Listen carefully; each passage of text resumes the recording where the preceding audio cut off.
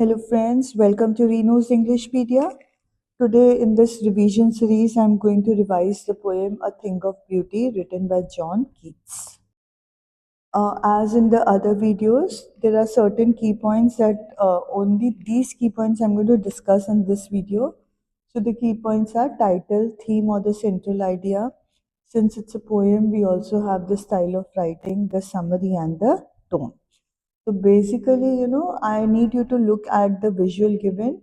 There is natural beauty around us. In this poem, we are talking about what all, how the natural beauty or beauty in any kind, how is it benefiting us? हमारे को कैसे help करती है, कैसे मदद करती है? तो ये जो natural beauty का benefit है, that is the key around which this entire poem is woven. But before we discuss the theme, let us just study the title.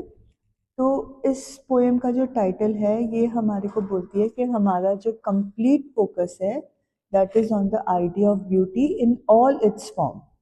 Further ये टाइटल हमें बताता है कि beauty is a powerful force और ये ऐसा force है which is bringing us ever lasting Joy and comfort. जो ह्यूमन स्पिरिट है उसको खुशी देना, उसको जॉय देना, उसके दिल को कंफर्ट करना, तसल्ली देना, ये सारा जो काम है that is the purpose of a thing of beauty and that is why the things of beauty are the central theme of the poem also. ये जो टाइटल है ये इस आइडिया को एनकैप्सुलेट करता है, एनकम्पास करता है, सराउंड करता है that the beautiful things are a source of perpetual happiness and sustenance.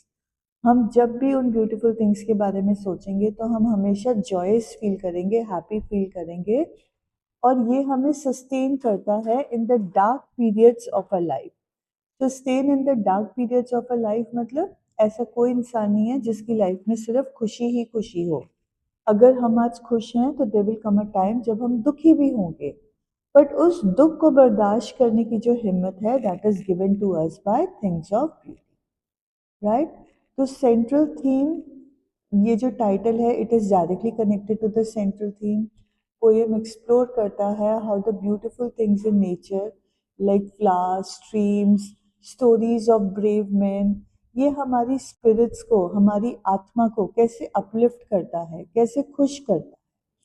And it is also offering, the things of beauty are also offering us refuge from the hardships of life. Refuge from the hardships मतलब एक सहारा देता है hardships को बर्दाश्त करने के लिए. Making the thing of beauty a core concept of this chapter. So इन्हीं कारणों से जो things of beauty हैं इस chapter का main मुद्दा है, core concept है, main point है. अगेन नॉर्मली हम नेचुरल चीज़ों को ब्यूटीफुल मानते हैं और डेथ को जो है हम मॉर्बिड मानते हैं, अगली टॉपिक मानते हैं. हम डेथ के बारे में बताते नहीं हैं. बट इस पोएम में पोएट जो है वो डेथ को भी एक्सप्लोर करता है, वो डेथ को भी ब्यूटीफुल करता कहता है बिकॉज डेथ जो है वो अपने अंदर रिसर्जेंस ऑफ न्यू लाइफ का बीज रखती है.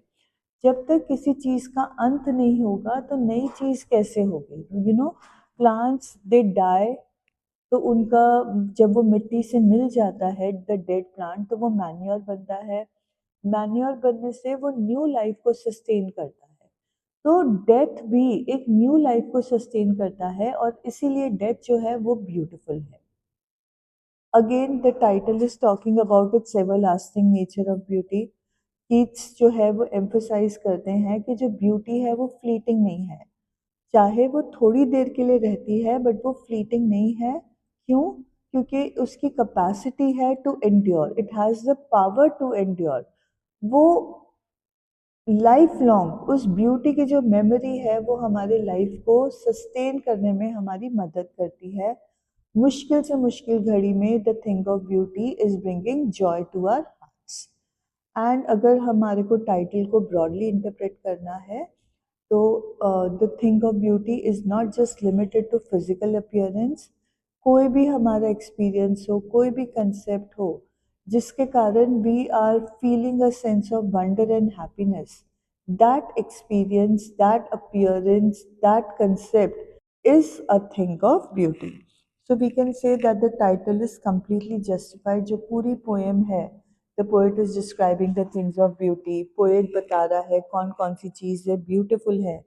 So the title is completely justified. With this we come to the theme or the central idea of the poem.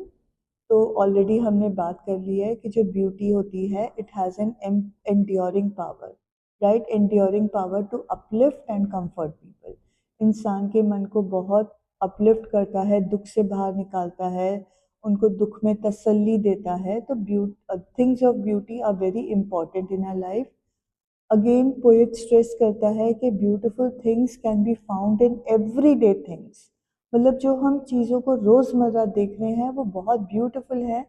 Problem सिर्फ ये है कि हमने उनको देखना, उनको समझना, उनके बारे में सोचना छोड़ दिया है. हम अपनी लाइफ में अगर कीपिंग क्वाइट पोएम के साथ एक्स्ट्रापोलेट करें तो हम अपनी लाइफ में इतना व्यस्त हो गए हैं आगे बढ़ने के लिए, अपने फ्यूचर एम्बिशंस के लिए, कि हम नेचुरल ब्यूटी को या the smile of a child वो इतनी ब्यूटीफुल होती है, हम उस चीज़ को एंजॉय नहीं करते, हम उस चीज़ को देखते ही नहीं हैं. बट अगर हम देखें तो ये जो ब्यूटीफुल थिंग्स है these can help us through our difficult. Again poet says that beauty never diminishes और फेड्स. कभी ब्यूटी ख़त्म नहीं हो सकती, वो किसी वैक्यूम में नहीं जा सकती. हमें कॉमन से कॉमन, सिंपल से सिंपल चीज़ में ब्यूटी नज़र आती है, और ये जो ब्यूटी है it becomes a source of unending Joy for us. हमारी लाइफ बहुत सॉरोज और बहुत सफरिंग से भरी हुई है, but the beautiful things give us the strength to endure the sadness of a life. ये ब्यूटीफुल थिंग्स हमारे को हिम्मत देती हैं, ताकत देती हैं कि हम मुश्किल घड़ियों को बर्दाश्त कर सकें. ये ब्यूटीफुल थिंग्स जो हैं they dispel the dark cloud of sorrow. Dispel मतलब हटा देती हैं. जो अंधकार के क्लाउड्स हैं, क्लाउड को हिंदी में क्या बोलते हैं आई डोंट नो, जो अंधकार के क्लाउड्स हैं उनको हटा के हमारी लाइफ को खुशी से भरते हैं. And the beautiful things give us a reason to live. अगर ब्यूटीफुल थिंग्स हमारे आसपास नहीं होंगे then we will feel that life is not worth living. So जो अगर हमारे को इसको पिन पॉइंट करना है then what are the themes and the central ideas. First is that beauty is everlasting. वो समय के साथ ख़त्म नहीं होती है बल्कि मल्टीप्लाई होती है. Both in nature and art हमारे को ब्यूटीफुल थिंग्स मिलती हैं. Not only nature and art, the second theme is beauty can be found everywhere. किसी भी इंसान में, किसी भी चीज़ में, किसी भी समय में हमारे को ब्यूटी मिलती है. And beauty is always bringing us everlasting joy and happiness. Again third theme जो है that beauty helps us through difficult times. वो हमें होपफुल बनाती है, स्ट्रॉन्ग बनाती है इंस्टेड ऑफ सैड और gloomy. And the last theme is that beauty is life sustaining. Beauty हमारे को होप देती है, इच्छा देती है to keep on living. Because अगर जिएंगे तो there is hope of a better life. And ये बेटर लाइफ कहाँ से मिलता है? From the things of beauty. Finally, I have also included the beautiful things that the poet has mentioned in this slide itself. तो यहाँ पे सन है, moon है, ट्रीज हैं, वेदर यंग और ब्यूटीफुल. ट्रीज ब्यूटीफुल क्यों है? Because they are offering a shady boon, right. Sheep को या जो इनोसेंट क्रीचर्स हैं उनको एक आसरा देता है. Then the poet is also talking about rivers and flowers and forests. He finds all these things beautiful. He's also finding things beautiful, in the stories of mighty people. कि उनके जो tales हैं, जो उनके कारनामे हैं, उनकी कहानियाँ भी बहुत beautiful. And finally, as I said, death is also beautiful. और ये सारी चीज़ें क्या है? They can help people to feel happy and to feel peaceful. Next we come to the style of writing. ये जो पोएम है it's a part of a long poem Endymion. और कीट्स की डेथ हुई थी 25 year when he was just 25 years old. जो Endymion poem है it was written 3 years before he died, right. तो उसको पता था, जब ये पोएम लिख रहा था उसको पता था कि I am on the verge of death, I am about to die. तो ये पोएम जो है वो बहुत रिफ्लेक्टिव है, उसके डीपेस्ट थॉट्स को, उसके इनर मोस्ट थॉट्स को रिवील करता है. पोएम किस स्टाइल में लिखी गई है? It is written in the style of a rhyming couplet. और राइम स्कीम जो throughout the poem followed है that is A B B and C C. Keats ने अपनी ये डीपली रिफ्लेक्टिव पोएम को एक ग्रीक माइथोलॉजी पे base किया है। This was the Greek myth of Endymion. Endymion was a shepherd who fell in love with the moon goddess Cynthia. तो वो उसके प्यार में, सिंथिया के प्यार में, he is scaling, he is going to the depths of the earth, वो जिसको हम पाताल लोक कहते हैं, वहां पर जाकर मून गॉडेस को सर्च करता है।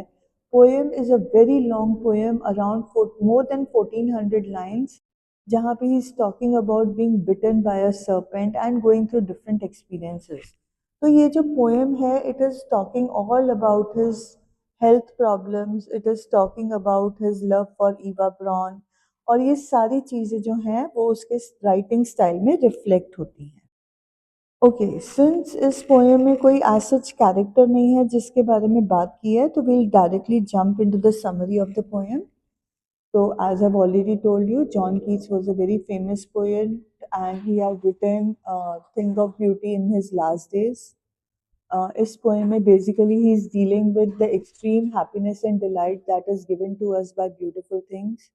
वो बोलता है कि जो थिंग्स ऑफ ब्यूटी होते हैं वो इटर्नल होते हैं, वो कभी भी ख़त्म नहीं होते हैं, ना तो वो कम होते हैं ना ही फेड होते हैं, उनका जॉय बरकरार रहता है, उनकी ब्यूटी बरकरार रहती है। देन वो बताता है कि ब्यूटीफुल थिंग्स में क्या क्या आ जाता है, एक शेडी शेल्टर आ जाता है, एक कंफर्टेबल स्लीप आ जाता है, जिसमें मीठे मीठे हमें सपने आते हैं।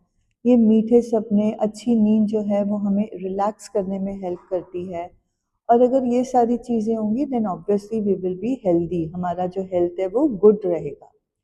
फिर पोएट बताता है कि जो लवली थिंग्स, ब्यूटीफुल थिंग्स का विजन है, साइट है, ये हमारी मेमोरीज में लाइफ लॉन्ग रहता है। जब भी हम इन ब्यूटीफुल थिंग्स के बारे में सोचते हैं तो हमारे माइंड को, हमारे बॉडी को हेल्थ मिलता है, वो और हेल्दियर बनते हैं। क्यों? क्योंकि ये जो ब्यूटी है ये हमारे माइंड को सेरीन बनाती है, कामनेस देती है, हमारा मन शांत होता है, हमारा दिल उदासी से खुशी की तरफ डाइवर्ट हो जाता है। पोएट फर्दर इलैबोरेट करता है कि इंसानों को अर्थ से, ज़िंदगी से, अर्थली थिंग्स के साथ बहुत अटैचमेंट होती है। इस अटैचमेंट को उसने एक फ्लावरी रीत के साथ रिजेंबल किया है कि ये जो चीज़ें हैं, जो अर्थली थिंग्स हैं, ये हमें धरती से जोड़े रखती हैं, हमें मटीरियलिस्टिक थिंग्स से जोड़े रखती हैं, और मटीरियलिस्टिक थिंग्स हमारे को इटर्नल हैप्पीनेस से डिस्ट्रैक्ट करती हैं। अगर हमारा फोकस मटीरियलिस्टिक, मतलब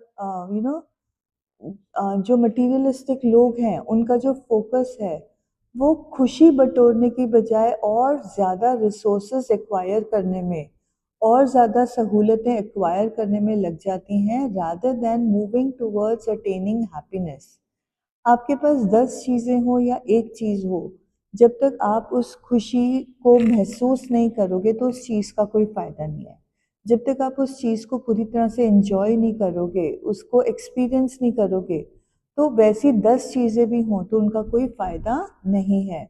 मतलब कम में भी हम अपनी लाइफ़ को पूरी तरह से एन्जॉय कर सकते हैं। फर्दर पोएट कहता है कि वर्ल्ड में बहुत नेगेटिविटी है, बहुत हेट है, बहुत ग्रीड है, there is lack of noble natures, there is lack of goodness, right, बहुत ग्लूमीनेस है। तो इसके कारण जो हमारा नेगेटिविटी है, जो सैडनेस है, जो ग्लूमीनेस है, उसके कारण जो हमारा नेगेटिविटी है वो बढ़ता जाता है। ये हमारी जो नेगेटिविटी है, it is leading to gloominess and sadness. और पोएट बताता है कि हम ये नेगेटिव वाइब से हट सकते हैं, इनसे दूर हो सकते हैं। कब? जब हम अपनी लाइफ को ब्यूटीफुल थिंग्स के साथ सराउंड करते हैं। क्यों? क्योंकि ब्यूटीफुल थिंग्स, और मतलब कुछ करें ना करें, बट वो हमारी लाइफ को पॉजिटिविटी से भर देते हैं, हमारी लाइफ को बहुत खुशहाल बनाते हैं। जो इंसान है, man and nature are strongly intertwined. Strongly intertwined मतलब हम आपस में एक दूसरे के साथ बहुत क्लोजली कनेक्टेड हैं। मैन नेचर के बगैर नहीं रह सकता है, बट नेचर मैन के बगैर ज़रूर रह सकती है। नेचर इनफैक्ट और ज़्यादा खूबसूरत होगी had man not be there. तो यहाँ पे हम एक्स्ट्रापोलेट कर सकते हैं with the chapter journey to the end of the earth. क्यों? बिकॉज अर्थ को कौन डिस्ट्रॉय कर रहा है? मैन। और अगर मैन ना होता तो नेचर बहुत अच्छे से थ्राइव कर। बट यहाँ पे पोएट कहता है कि we humans are closely connected to nature, हमारी खुशियाँ नेचर पे डिपेंडेंट है। It is because of the beauty of nature that we humans are connected to the planet. Her morning को हम सुबह उठते हैं, हम ब्यूटीफुल फ्लावर्स सिलेक्ट करते हैं, हम नए गार्लेंड्स बनाते हैं, और ये जो खुशियों के धागे हैं, ये जो खुशियों के फूल हैं, ये हमारी स्पिरिट्स को लिफ्ट अप करते हैं, हमें हमारी प्रॉब्लम्स को भूलने में मदद करते हैं। Now after this the poet starts talking about all the beautiful things that are around. वो कहता है कि ब्यूटी जो है it is in the I of the beholder. जो देख रहा है उसकी आंखों में ब्यूटी है। अगर वो खुद ब्यूटीफुल होगा, उसकी आंखों में ब्यूटी होगी, तो उसको पूरा का पूरा नेचर जो है वो ब्यूटीफुल नजर आएगा। उसको हर चीज, कोई भी चीज हो, उसमें ब्यूटी नजर आएगी। फिर poet talks about the numerous creations of God जो हमें एडमायर करनी चाहिए, जैसे कि सन है जो हमें एनर्जी देता है। हमें मून के बारे में बताता है कि मून कितना सूदिंग होता है। पोएट हमारे को natural beauty of the trees provide के बारे में बात करता है। बट ट्रीज क्यों ब्यूटीफुल हैं? Because they are offering shade to the creatures, to the innocent creatures of God.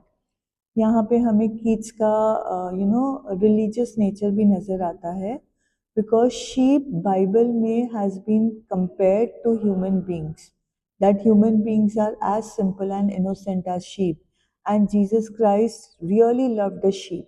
तो यहाँ पे उनका एक रिलीजियस कनेक्ट भी हमारे को नज़र आता है। He is talking that not only trees and things, but even the animals make the world beautiful, make our world lively, make our world pretty.